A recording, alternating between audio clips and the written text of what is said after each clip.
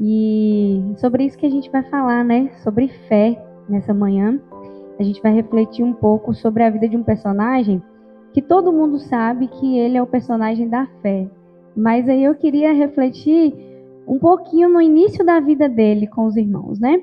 E aí a gente vai abrir a nossa Bíblia, a palavra do Senhor, em Gênesis, no capítulo 12. Mas antes, né? Vamos fazer uma oração mais uma vez e pedir para que o Espírito Santo ele continue conosco e que as bênçãos possam nos alcançar através da mensagem. Vamos orar. Santo Deus, eterno Pai, mais uma vez, Senhor, nós rendemos a Ti a nossa oração, Pai. Já oramos aqui pela palavra, já oramos para que o Teu Espírito continue no nosso meio. Pedimos neste momento, Senhor, por discernimento. Que o Senhor nos dê discernimento para entender a palavra, discernimento também para que eu fale da melhor forma possível e que a Tua exortação, o Teu pedido seja levado em consideração no coração de cada um de nós, Pai. Nos ajude a ter essa fé, a fé que nos alimenta, a fé que nos move, a fé que nos impulsiona a sair de onde nós estamos, da nossa condição, para alcançarmos, Senhor, a Canaã celestial. Ser conosco, nós pedimos isso no nome de Jesus. Amém. Bom, eu queria agradecer, né, o convite que Paulo me fez e para mim um desafio também, porque eu costumo vir às igrejas para cantar. E aí, quando Paulo me falou para eu pregar, eu pensei, nossa, pregar no sábado. Mas ele e Patrícia me falaram uma coisa muito importante, né? É um culto a Deus, né? Eu vou falar do meu Deus, então não depende do sábado, do domingo, da quarta. Eu estou aqui como instrumento, né, para passar mensagem. Eu espero que os irmãos consigam também sair daqui com essa mensagem no coração, porque foi uma mensagem que eu fiz que realmente me incomodou ao fazer, me motivou a pensar no que eu tenho que fazer da minha vida para melhorar e fortalecer a minha fé. Então, a mensagem primeiro me tocou e eu espero muito que toque o coração de cada um de vocês. Eu agradeço muito a Paolo e a Igreja do Guanabara por sempre me receber de braços abertos. É um prazer estar aqui. Bom, o tema da mensagem é chamados para sair, a jornada da fé. E é interessante, né? Por que eu escolhi esse tema?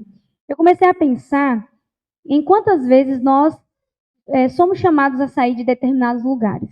Não sei se alguém aqui já teve essa experiência. Você, pense aí, reveja a sua vida. Você já foi chamado para sair de determinado lugar? Chamado por quem? Pelo Espírito Santo. Talvez você estivesse em algum lugar e aí você ouve aquela voz, né, a voz da nossa consciência falando: ei, você precisa sair desse lugar. Esse lugar não te pertence. Eu estou te chamando para sair. E nós somos chamados frequentemente para sairmos desse lugar, para irmos para um lugar em que nós precisamos praticar e exercer a nossa fé. Esse é o chamado de Deus para a nossa vida, né? Sair de um lugar em que não nos cabe, sair de um lugar que muitas vezes é o lugar do nosso conforto, é o lugar que está tudo bem aparentemente, mas Deus ele nos chama para sairmos desses lugares. O lugar do conformismo, o lugar da, muitas vezes, mansidão espiritual. Deus nos sacode, né? Nos pede para sairmos desses lugares. E nessa manhã nós vamos refletir um pouco na fé, na jornada da fé de Abraão. Porque nós conhecemos a história de Abraão, a gente sabe que ele ficou conhecido como o pai da fé, mas muitas vezes a gente começa a estudar a história da fé de Abraão a partir do momento em que ele recebe o desafio de Deus, né, de sacrificar o seu próprio filho, quando na verdade a jornada de fé de Abraão ela nasce muito antes disso.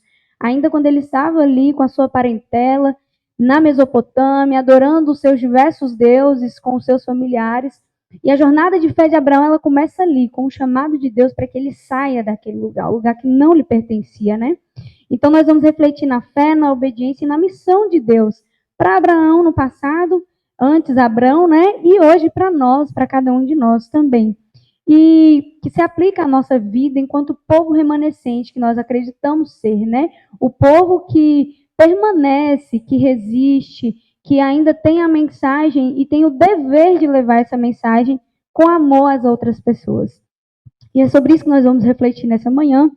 E o texto bíblico, né, se encontra em Gênesis, capítulo 11, verso 31 e o 32. Aí nós vamos ler. Diz assim, o verso 31 do capítulo 11.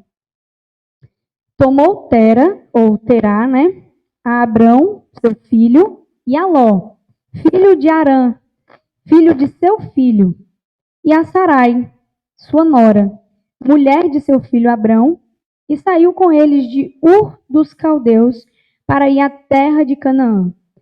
Eles foram até Arã, onde ficaram. E havendo Tera vivido 205 anos ao todo, morreu em Arã.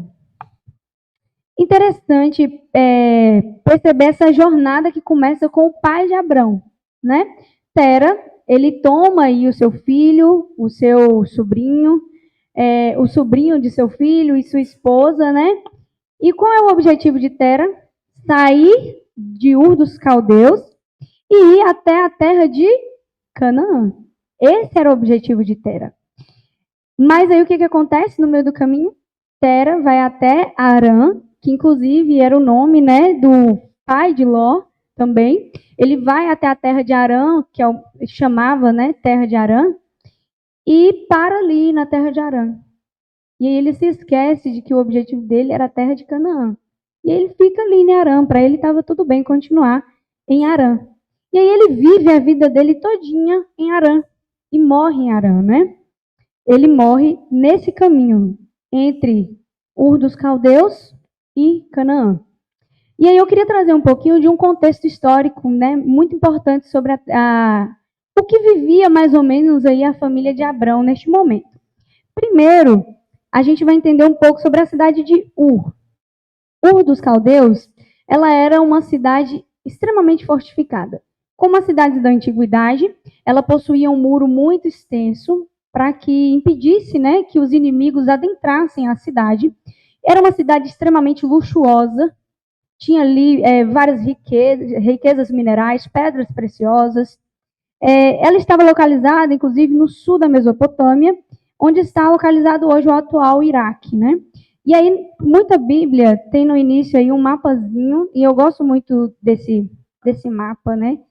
Eu acho ele muito didático, que mostra, assim, a caminhada de Abrão, né? O percurso de Abrão. Aqui a gente tem Ur dos Caldeus, né? E aí mostra a caminhada de Abrão, a cidade de Arã e a cidade de Canaã, onde Tera deveria ir, né? E não era um percurso rápido, não se fazia esse percurso de uma hora para outra em um dia, era um percurso longo até a cidade de Canaã. Mas o que levou Tera a querer sair, né, de Ur dos Caldeus? Uma cidade tão luxuosa, tão rica. Tera ali, há evidências e há algumas ideias de alguns historiadores de que Tera era um comerciante.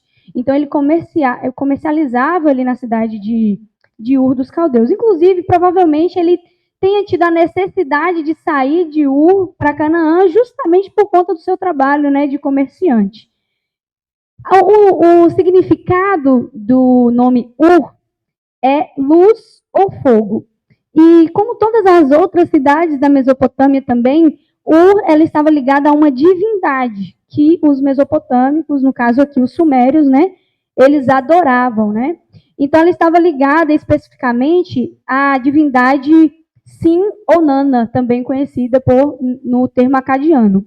Então ela significava luz ou fogo por conta da divindade que simbolizava o fogo ou luz, né? Nana era a divindade que devastava as outras nações, ele era o fogo, né, que consumia, e também era a luz, era resplandecente, por isso uma cidade tão luxuosa, né?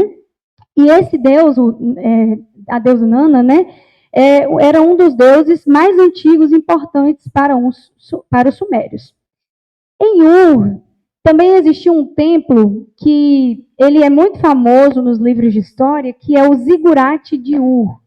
Esse templo, ele era imenso. Ele possuía 30 metros de altura, 64 metros de comprimento e 46 metros de largura. E ele era um templo que ele tinha um formato piramidal, né? Era uma pirâmide enorme, em que você entrava dentro do templo e adorava ali, cultuava o deus Nana, né? E era um templo enorme, inclusive era o ponto turístico da cidade de Ur. Muitos mesopotâmicos vinham de outras cidades famosas também, ou da Alta Mesopotâmia, para adorar o Deus nesse templo, no zigurate de Ur. Portanto, Ur era um importante ponto comercial. Era uma cidade portuária, era uma cidade comercial, recebia muito fluxo de pessoas, e se tem muito fluxo de pessoas, existia um fluxo muito grande de bens também comercializados ali, né? As escavações em Ur revelam uma riqueza de informações sobre a vida cotidiana, sobre a arte, sobre as casas. As casas possuíam diversos cômodos. Eram casas muito complexas, com diversas divisões, onde iam dormir, onde dormiria, né, cada membro da família ali naquelas casas, e inúmeras evidências de joias e pedras preciosas. Na cidade de Ur também existiam escolas sacerdotais, em que os homens jovens, eles entravam nessas escolas para aprender sobre a importância da cidade e aprender também sobre o ofício dos escribas e dos sacerdotes também. Inclusive, possivelmente, Abraão teve contato, né, com essas escolas no início da sua vida. Ele foi educado nessas escolas, assim como seu pai. Em resumo, Ur era uma cidade muito importante.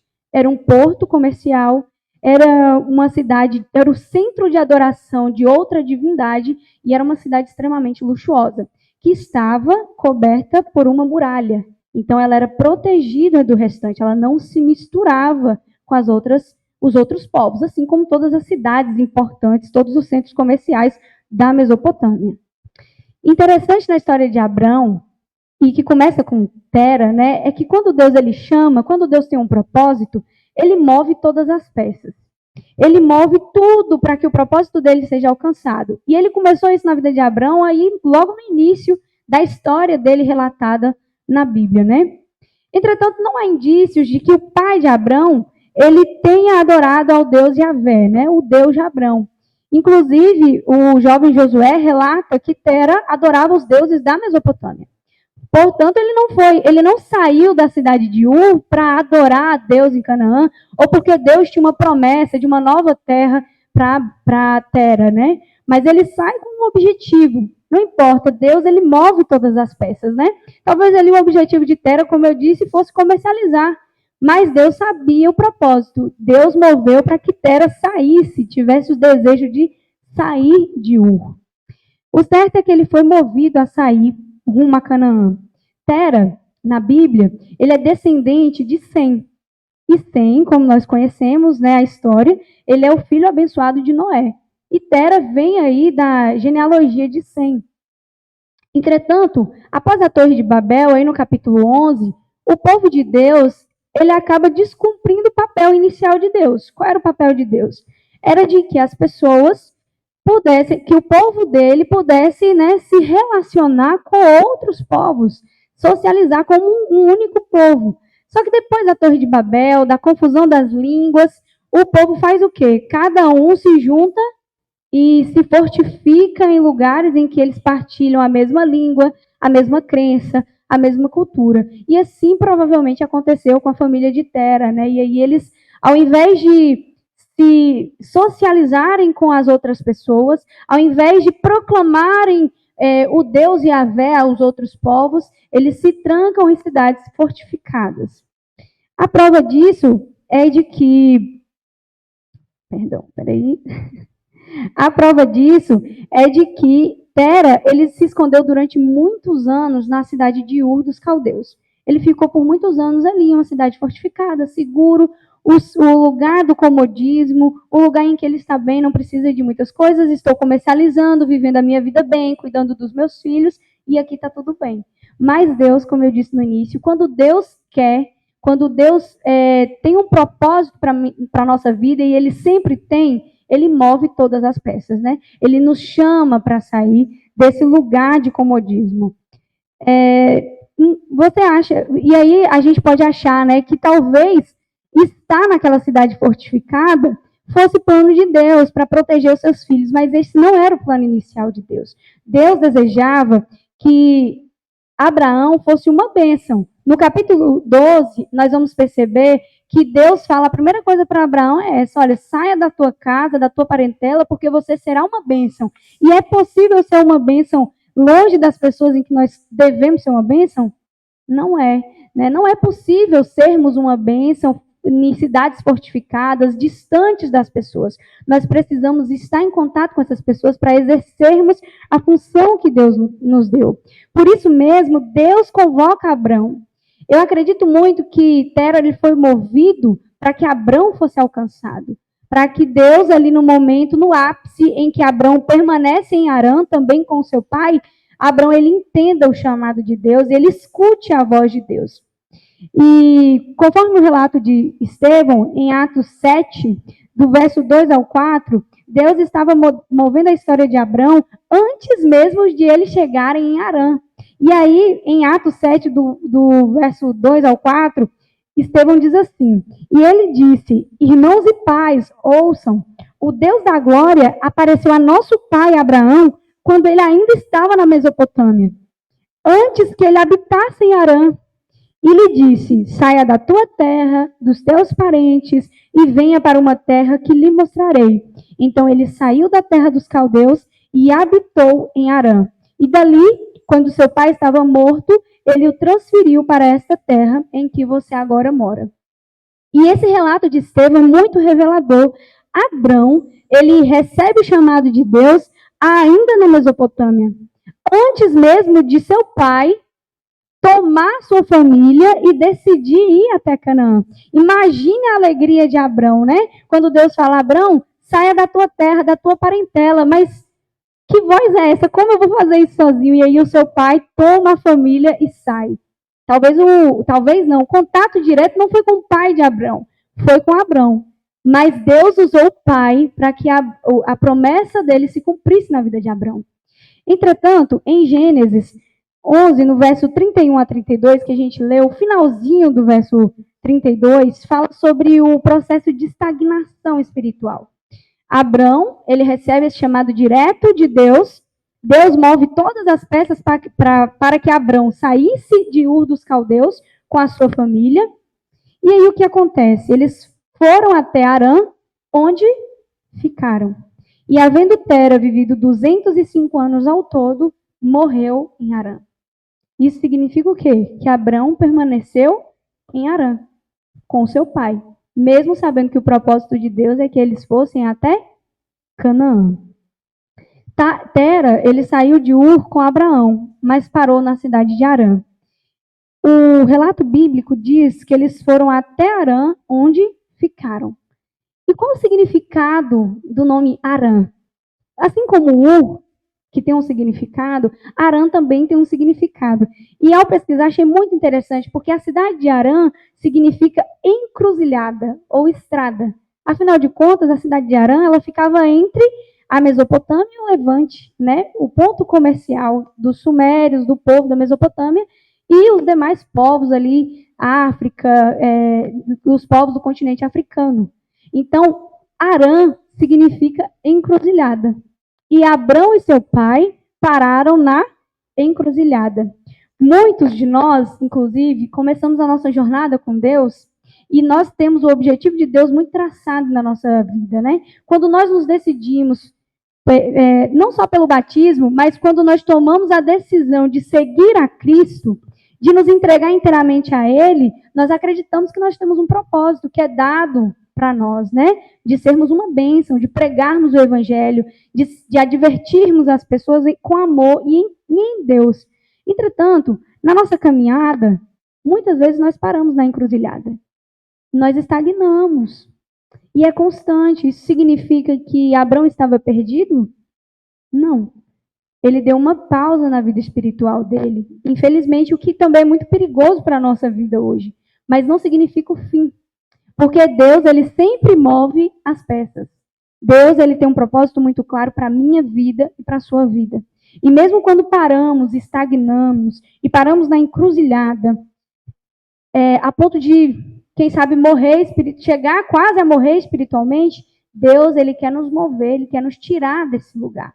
Ele quer nos tirar do lugar do conformismo, o lugar da estagnação e nos trazer para sermos uma bênção, que é o objetivo principal dele, né? Arã, irmãos, não era o destino final. Era apenas uma etapa. E muitas vezes nós passamos, muitas vezes não, sempre passamos na vida espiritual por etapas. Nossa vida espiritual é como uma montanha russa. Às vezes nós estamos lá em cima espiritualmente, felizes, como se o céu estivesse tão perto que a gente acha que consegue tocar o céu. E muitas vezes nós estamos lá embaixo, pensando que eu não escuto mais a voz de Deus, eu não sei qual é o meu propósito, eu não tenho mais prazer, não sinto vontade de buscar a Deus, eu estou tão esgotado que eu estou estagnado. Mas Arã não era o fim. E quando nós estamos lá embaixo, no fundo do poço, na estagnação, no comodismo, nós precisamos nos lembrar disso. Que aquela etapa não é o fim. É uma etapa que vai acontecer na nossa vida, porque nós somos pecadores, porque nós estamos submetidos ao cansaço, ao estresse, nós estamos submetidos a um mundo que requer de nós uma força sobrenatural. E muitas vezes nós achamos que conseguimos arcar com as nossas coisas sem a ajuda de Deus. E aí que está o nosso erro. Nós estagnamos na cidade, na encruzilhada, né? Mas não é o fim. Não se desesperem, não é o fim. Deus, ele tem o fim para nós, né? A finalidade da nossa vida é a Canaã celestial, né? A nossa salvação eterna. Entretanto, Tera, ele morreu ali em Arã. E nós precisamos tomar muito cuidado, porque Tera morreu na encruzilhada. E por que eu falo que precisamos tomar cuidado? Porque nós somos chamados para Canaã. Mas se chegarmos ao fundo do poço, digamos assim, se chegarmos até Arã, até a encruzilhada, e nos deixarmos morrer, corremos um risco muito grande. Porque podemos morrer ali e não sentir vontade de voltar. Não sentir vontade de sentir e viver o primeiro amor, né? Esse toque tão especial que Deus tem para a nossa vida. E eu não falo aqui como alguém que está vivendo o ápice da vida espiritual. Como muitos aqui, talvez eu esteja no fundo do poço, né? Vivendo a parte de Arã, a parte da provação, a parte da encruzilhada. Mas o que me conforta, e eu digo como Paulo, né? O que nos motiva, o que nos constrange, que nos impulsiona, é saber que existe um Deus, que ele não desiste de nós. É saber que existe um Deus que mesmo quando eu escolho, quando eu paro em Arã, quando eu paro na encruzilhada, Deus fala, minha filha, eu vou te usar. Meu filho, eu vou te usar, porque eu tenho um propósito muito especial para a sua vida. Então, não se deixe morrer em Arã, como o pai de Abrão, né, no momento, e Abraão deixou-se morrer. Inclusive, o próprio Abrão poderia ter escolhido morrer em Arã. Afinal de contas, ele estava ali na encruzilhada, o pai viveu o restante da vida em Arã, então ele poderia ter pensado, nossa, aqui está muito bom, nesse lugar de estagnação, aqui eu consigo manter minhas relações comerciais com o meu pai, aqui eu consigo criar a minha família, eu continuo adorando os meus deuses, talvez o propósito de Deus seja esse, seja que eu chegasse aqui em Arã e não em Canaã. Mas Abrão, ele continua a caminhada dele até Canaã. E Ellen White, ela fala assim, no livro, no comentário bíblico adventista, no volume 1, página 1092, ela diz, muitos de nós ainda se acham em Arã, não estão dispostos a fazer uma entrega total a Deus. Pararam no meio do caminho. E muitos de nós nos encontramos nessa condição. Isso tudo diz respeito, nós cantamos no início, à entrega. Para que Deus tome toda a nossa vida, todas as áreas da nossa vida. Às vezes nós achamos que a entrega de Deus diz respeito só à entrega espiritual. Eu vou me batizar, e aí eu vou frequentar a igreja, e aí eu vou aceitar um cargo de liderança, e essa é a minha entrega com Deus. Mas Deus, ele quer uma entrega total da nossa vida. Ele quer que nos entreguemos de fato, que nos derramemos nele. Então, Arã simboliza aqui, nessa mensagem, o conformismo. É perigoso demais, querido, estarmos no caminho de Deus, mas não seguia até o fim. Talvez se Tera conhecesse de fato o Deus, né, da sua descendência, ele teria seguido adiante. Ele não teria se deixado morrer. Quantas vezes nós estamos no caminho de Deus, mas por não conhecer verdadeiramente a Deus, nós nos acostumamos com o mundo e estagnamos. Nós somos chamados a ser o povo remanescente de Deus. Nós conhecemos as 3 mensagens angélicas, nós conhecemos o nosso propósito, nós conhecemos o nosso objetivo, mas muitas vezes nós estagnamos. Nós paramos no meio do caminho e nos esquecemos do ponto inicial de Deus para a nossa vida. Precisamos proclamar ao mundo o evangelho eterno, como a mensagem angélica diz. Nós precisamos avisar as pessoas a necessidade de sair de Babilônia, de se entregar inteiramente a Deus, porque esse mundo jaz no maligno, porque Babilônia é luxuosa, porque Babilônia é uma cidade fortificada, é uma cidade com muitas riquezas, mas não é uma cidade que nos levará à Canaã celestial. Não é um lugar que nos levará à Canaã celestial. E nós precisamos também proclamar a necessidade da adoração ao único Deus, o Deus que rege a nossa vida, né? Yahvé, o nosso Deus eterno. O Deus que tem propósitos lindos para mim e para a sua vida. Então, muitas vezes, nós estamos no lugar de Arã, a cidade da encruzilhada, né? Nós estamos ali estagnados espiritualmente, emocionalmente, nós estamos estagnados financeiramente, e aí nós achamos que não tem mais solução para a nossa vida. E não podemos deixar acontecer com a nossa vida como Tera deixou acontecer com a vida dele. Ele morreu na cidade da encruzilhada. Mas Abraão não. Abraão ainda assim ouviu a voz de Deus. E aí nós vamos para o capítulo 12, o verso 1 e 2, que fala sobre o chamado de Deus para Abraão para uma nova jornada, para dar continuidade a essa jornada de fé, que é uma jornada árdua, né? O verso 1 do capítulo 12 diz assim, de Gênesis, né? Gênesis, capítulo 12, verso 1. Ora, disse o Senhor a Abrão, sai da tua terra, da tua parentela e da casa de teu pai, e vai para a terra que te mostrarei. De ti farei uma grande nação, e te abençoarei, e te engrandecerei o nome. Se tu uma bênção. E lembrando, esse chamado de Deus foi feito ainda lá na Mesopotâmia. Imagine que Abrão, naquele momento em que ele estava ali na cidade de Arã, ele ouviu essa mesma voz de Deus, falando assim, Abrão, sai daí, sabe? Meu plano para a sua vida é que você seja uma bênção. Meu plano para a sua vida é que você saia para a cidade que eu te mostrarei, a cidade de Canaã, para que você alcance outras nações, para que o meu nome seja espalhado sobre a terra, para que as pessoas conheçam esse Deus amoroso que eu sou e que as pessoas não se prendam mais em cidades fortificadas, com medo umas das outras, mas que socializem o evangelho, vivam o evangelho. Deus, ele não apenas nos tira dos lugares, ele também promete e nos conduz. Deus disse, Abrão, sai da tua terra, da tua parentela, mas eu te mostrarei o lugar que você vai chegar. O chamado de Deus sempre, impreterivelmente inclui sacrifício. Não necessariamente um sacrifício muito grande, mas sacrifício é sacrifício, dói de alguma forma, né? Pode ser que o seu sacrifício para você não seja tão doloroso, mas para outra pessoa seja assim. O chamado de Deus sempre inclui um sacrifício. Mas esse sacrifício, essa dor, ela é momentânea. E ela nunca é sem propósito. Nunca.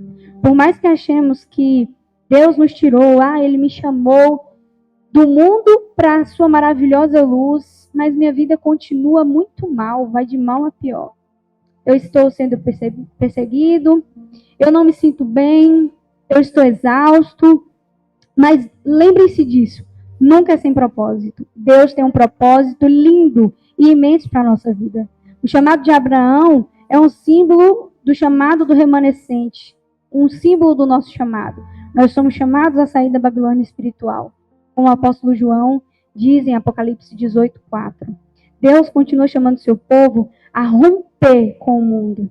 E isso exige de nós um sacrifício. Mas como eu disse, um sacrifício que ele vem com um propósito divino. Sempre com um propósito divino. Qual era o propósito de Deus para Abraão? Ter uma bênção. E qual é o propósito de Deus para a nossa vida?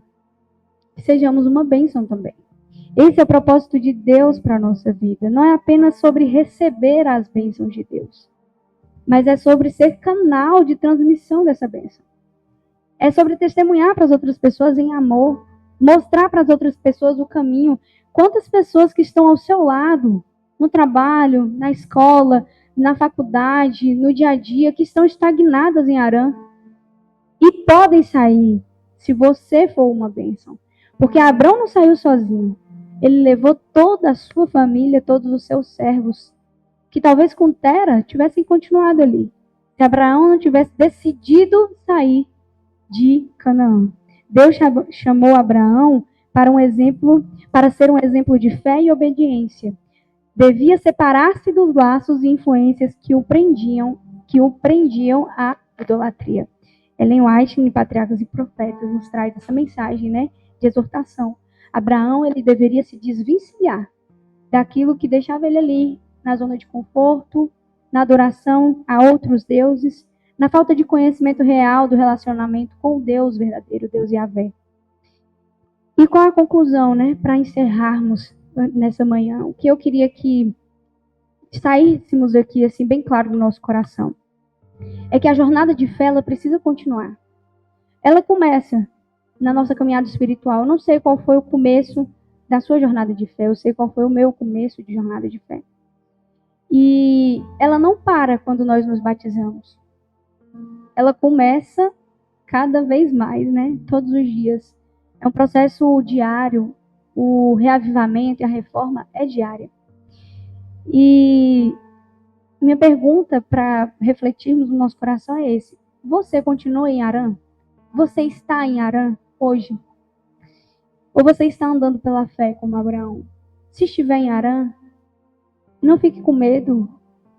Há um propósito muito grande para a sua vida. Harã, como eu disse no início, não é o final. É apenas uma etapa.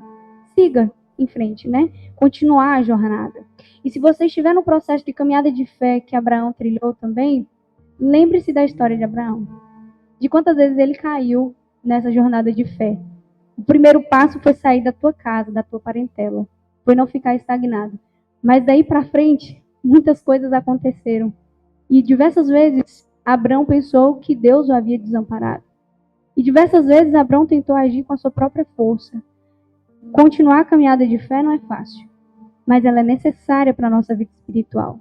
Para que o nosso coração ele se mantenha conectado a Deus, para que continuemos vivos espiritualmente. Deus ainda nos chama hoje, queridos. Ele pede renúncia, ele pede que nos desvencilhemos, mas ele oferece direção, propósito e salvação. E é esse o grande prêmio da nossa vida, né?